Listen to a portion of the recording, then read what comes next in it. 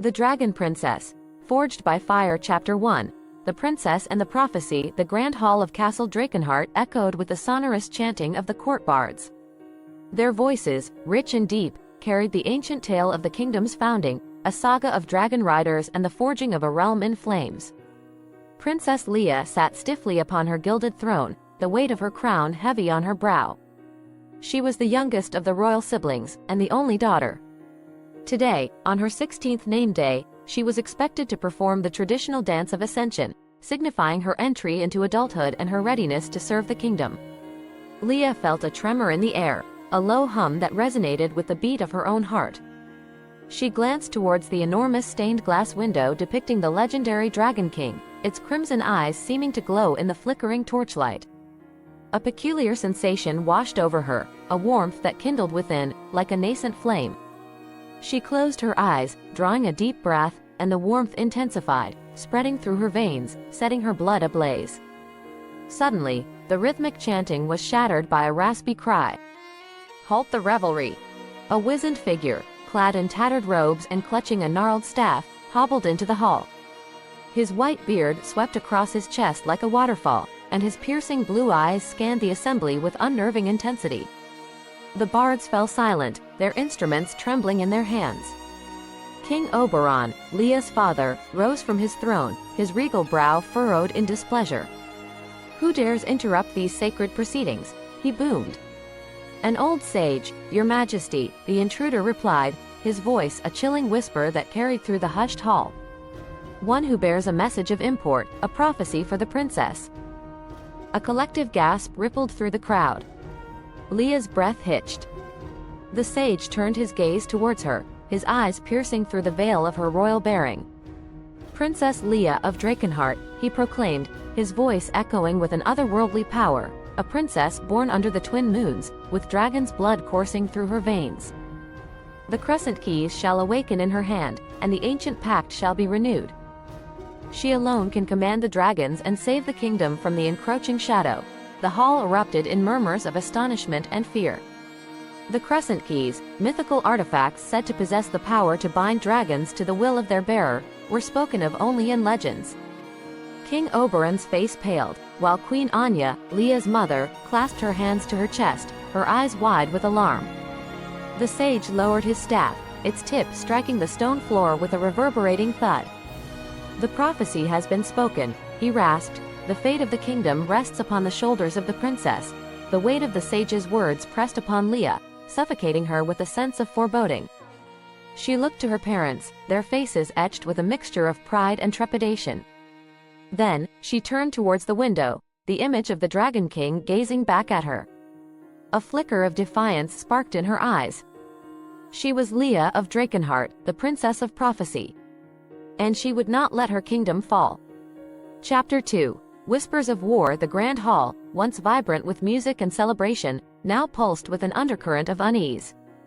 King Oberon's hearty laughter was replaced by a grim line etched upon his lips. He held a sealed scroll, the royal seal of the neighboring kingdom of Eldoria stamped in crimson wax. Beside him, Queen Anya's usually serene face was marred by a flicker of worry. Leia watched from her throne, her unease mirroring that of the court. The old sage's prophecy hung heavily in the air, a spectral omen that cast a pall over the festivities. Yet, as she witnessed her parents' evident concern, a spark of curiosity ignited within her. King Oberon cleared his throat, breaking the tense silence. "Lords and ladies of Drakenheart," he announced, his voice grave, "I have received tidings from Eldora." A collective intake of breath echoed through the hall. Eldora, a once friendly neighbor, had grown increasingly hostile in recent years. The Eldorian king, a ruthless and power-hungry man named Shalom, coveted Drakenheart's prosperity and vast dragon reserves. Oberon unrolled the scroll, his eyes scanning the parchment. "King Shalom claims an ancient bloodline tied to the throne of Drakenheart," he revealed, "and demands our immediate surrender." The hall erupted in a chorus of gasps and indignant murmurs. The absurdity of Shalom's claim was evident to all. The royal lineage of Drakenheart was impeccable, chronicled in countless tomes and songs. Leia felt a surge of anger rise within her. How dare this foreign king threaten her home, her family? Yet, amidst the outrage, a cold realization settled upon her. Shalom's claim, however baseless, provided a pretext for war. And with Drakenheart's dragon riders dwindling in number, their once invincible aerial force was but a shadow of its former glory. "We shall not yield to such audacious demands," King Oberon declared, his voice ringing with defiance. "Drakenheart will stand firm against any aggressor." The assembled nobles cheered, their voices echoing through the hall. But Leah, watching her father's determined face, detected a flicker of doubt in his eyes. Oberon was a wise and just ruler, but he was also a pragmatist. He understood the cost of war, the blood and fire that would ravage their land. Leah rose from her throne, her heart pounding in her chest. "Father," she called, her voice clear and resolute. All eyes turned towards her. The princess, once a shy and reserved figure, now stood tall, her gaze unwavering. "Let me go to Eldoria," she declared. "Let me speak with King Shalom. Perhaps I can reason with him, avert this needless conflict." A hush fell over the hall. Queen Anya gasped, while Oberon looked at his daughter with a mixture of surprise and admiration. "Leah, you are but a child," he said gently. "Shalom is a cunning and ruthless man. He will not be swayed by words." "I am no longer a child, father," Leah replied, her chin raised. "The prophecy spoke of my destiny. Perhaps this is the first step." She looked towards the stained glass window, the Dragon King's crimson eyes seeming to burn with an inner fire. A newfound strength coursed through her veins, the warmth of the nascent flame within her growing brighter. "Let me try, father," she pleaded. "For the sake of our kingdom, for the sake of peace." Chapter 3. The Crescent Keys. Leah's audacious proposal hung in the air, a challenge to the looming shadow of war. As whispers rippled through the hall, she held her father's gaze, her resolve unwavering. Oberon studied his daughter, a flicker of pride warring with concern in his eyes. Finally, he nodded, a silent acquiescence to her courage. "Very well, Leah," he said, his voice heavy with both apprehension and hope. "But you must understand the gravity of this task. Shalom is a man of ambition and treachery. He will not hesitate to use you for his own gain." Leah bowed her head. "I understand, father. But I am also a princess of Drakenheart, and I will not cower before a tyrant." She turned to face the assembled court, her voice ringing with newfound confidence. "I shall journey to Eldoria and speak with King Shalom. I shall appeal to his sense of honor, his compassion. I shall do everything in my power to avert this war." As the court erupted in a mix of cheers and trepidation, Leah sought out her mother. Queen Anya's eyes glistened with unshed tears, but a smile curved her lips. She embraced her daughter, her voice a soft whisper. "Be brave, my Leah. And remember, you carry the hopes of our kingdom with you." Later that evening, Leah sought her father in his private chambers. The king sat at his desk, poring over ancient maps and scrolls. He looked up as Leah entered, his brow furrowed in thought. "You wish to speak with me, daughter?" Leah nodded. "Father," the sage spoke of the Crescent Keys. "What are they? And how do they relate to the prophecy?" Oberon sighed, leaning back in his chair. "The Crescent Keys," he began, his voice tinged with a hint of sorrow, "are ancient artifacts, forged in the heart of a dying star. They possess the power to bind dragons to the will of their bearer, granting them unparalleled control over the skies." He paused, his gaze distant, as if lost in memories.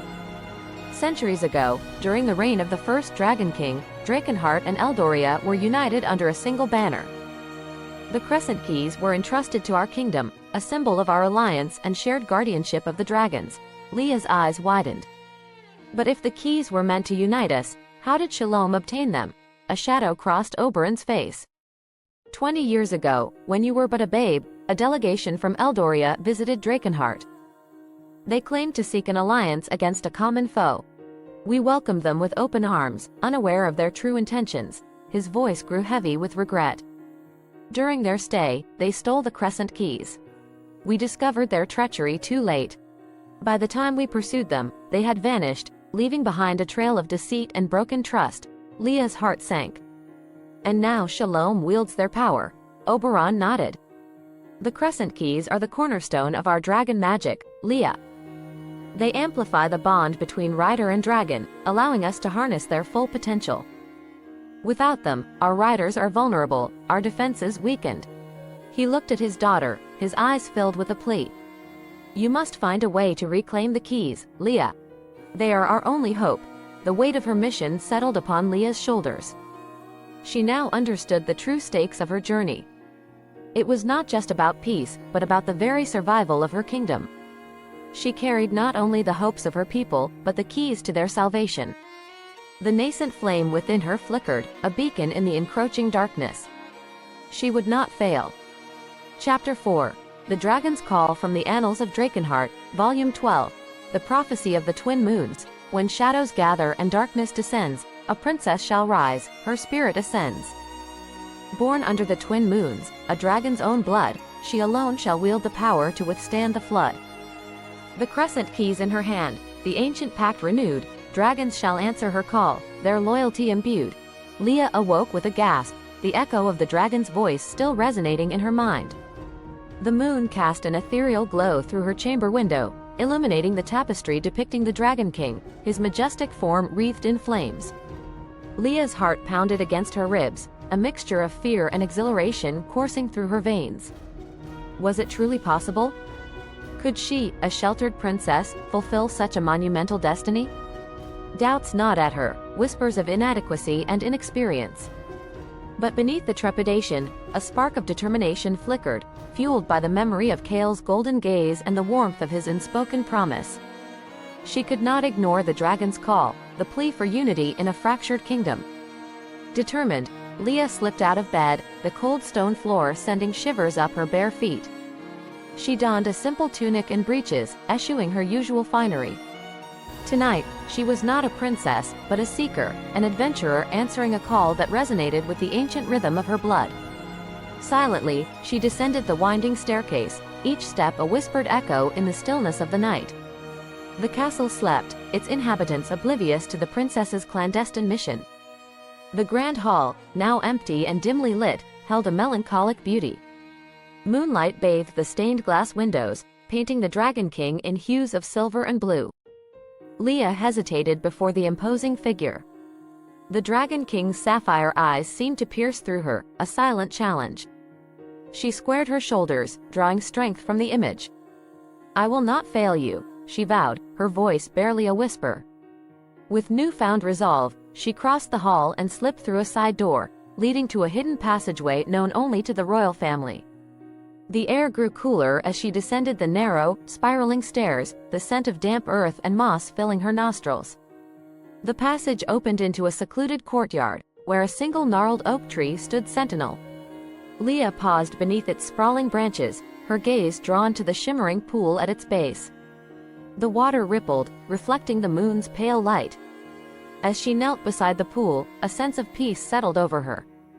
The night's symphony of crickets and rustling leaves soothed her racing thoughts. Suddenly, the water's surface erupted, droplets scattering like a shower of diamonds. A sleek, serpentine head emerged, its emerald eyes gleaming with curiosity. It was a water dragon, its scales glistening like wet jade. It regarded Leah with a tilt of its head, its nostrils flaring as it inhaled her scent. Leah's heart skipped a beat. She had seen water dragons before, but always from a distance, their graceful forms gliding through the castle's moat. This one was different. It exuded an aura of ancient power, a connection to the very essence of the earth. The dragon's gaze softened, its curiosity replaced by a flicker of recognition. It dipped its head in a graceful bow, its voice resonating in Leah's mind. Princess Leah, it murmured, its tone respectful yet tinged with amusement.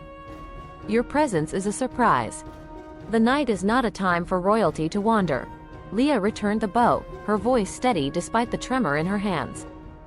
I seek guidance, wise one. The dragon Kale spoke of a destiny, a path I must follow.